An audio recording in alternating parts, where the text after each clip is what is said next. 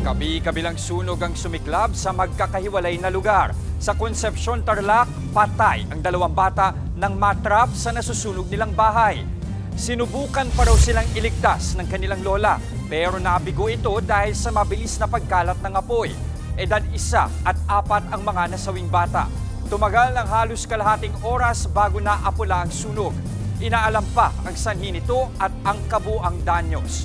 Sa Lapinig, Northern Samar, pinagtulungang apulahin ng mga bumbero ang sunog sa isang residential house. Ayon sa mga bumbero, kandila ang pinagmulan ng apoy. Tinatayang nasa kalahating milyon ang halaga ng mga nasunog na ari-arian. Wala namang nasaktan. Mga kapatid, Jess De Los Santos po. Iba na ang may alam at may pakialam sa panahon ngayon.